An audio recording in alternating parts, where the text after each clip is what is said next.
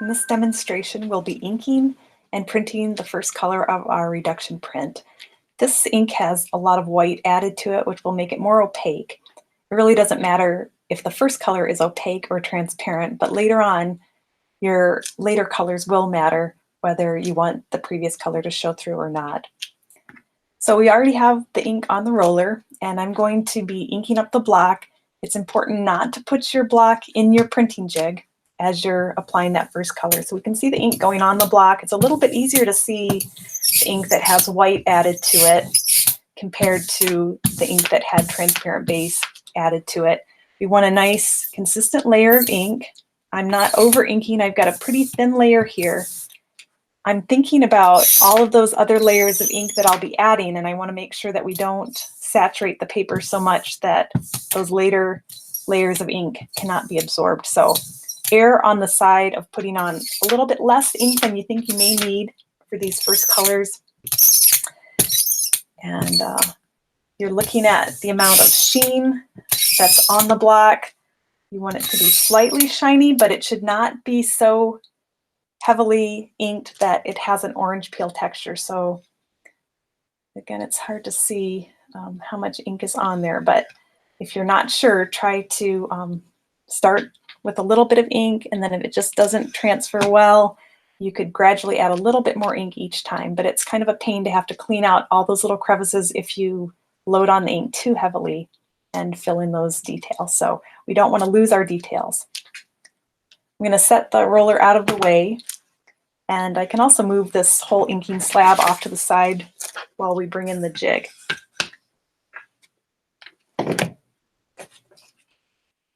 This is the printmaking jig that I made. It has steel registration pins to help line up our paper. I'll be placing my block in the jig. Make sure there are no fingerprints out here. If your hands are dirty, this is a good time to clean it before you start touching your paper. So baby wipes are a great thing for printmakers.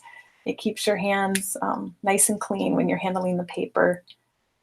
You can also wear the latex gloves or nitrile gloves. So again, normally you would be proofing first just on practice paper. If you have some old drawing paper or a piece of typing paper, copier paper, even if it's not hole punched, you can just lay it on there, tape it down, and do a burnishing to check to see how well the image is transferred. Once you're pretty happy with the carving and you feel like you've gotten the block to the best spot it can be in, then transfer to your good paper. So we want to make sure we don't touch down onto the plate and get ink in parts of the print where we don't want it to be. So I'm holding the paper high off the jig as I'm getting the pins connected, and then very gently just sort of roll the paper down. We want to make sure that we have a piece of parchment paper on top to burnish with.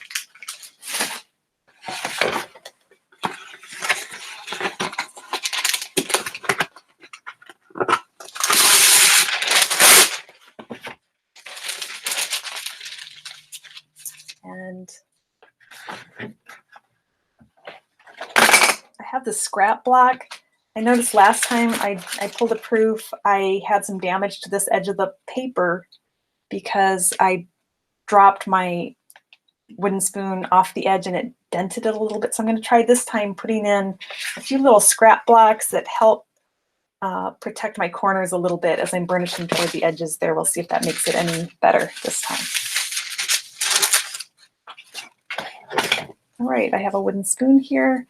And again, I'm putting quite a bit of pressure down. I'm trying to gently feel where the edge of the block is so that I can be very careful to hit every section of the block.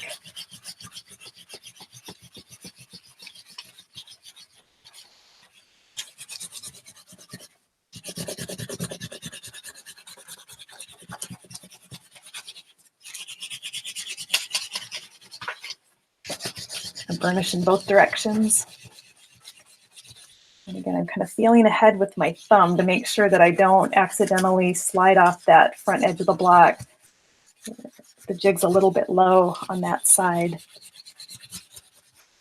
Okay, I'm going to check to see how well it's transferring, and because it's pinned down, I can always drop it back into position. Okay, that looks pretty good. I see a few light spots here. I'm going to try to burnish a little bit more.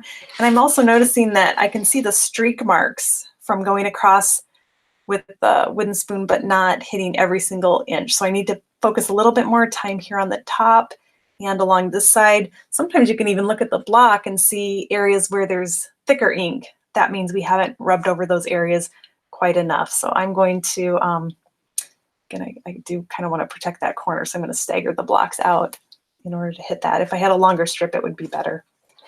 So a little bit more burnishing all over, keeping that pin down, not letting it shift at all.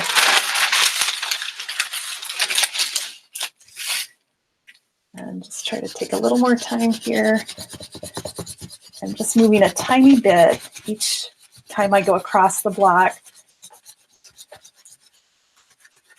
Oops, there I hit the edge. I might probably wrinkle the paper a little bit.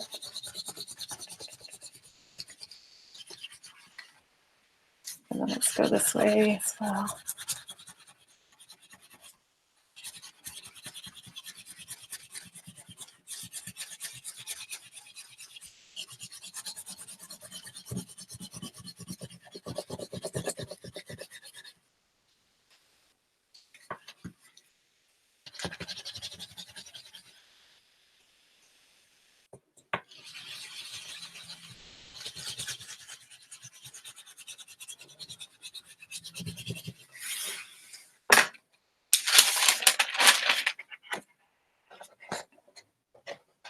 Okay, that seems quite a bit better.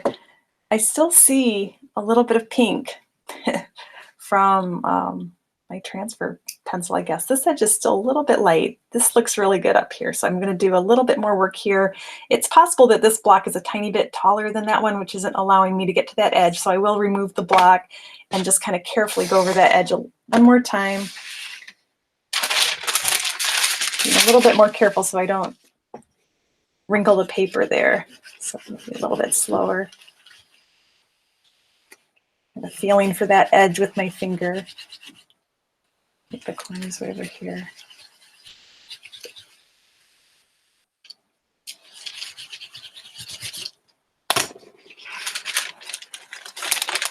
Okay, that seems better. So I'm going to go ahead and stop there. We'll remove the, again, be real careful pulling the paper off the pin so that you don't stretch it. Sometimes getting finger underneath gently. And yeah, I did crease the paper a little bit right here. I don't know if you can see that in the light.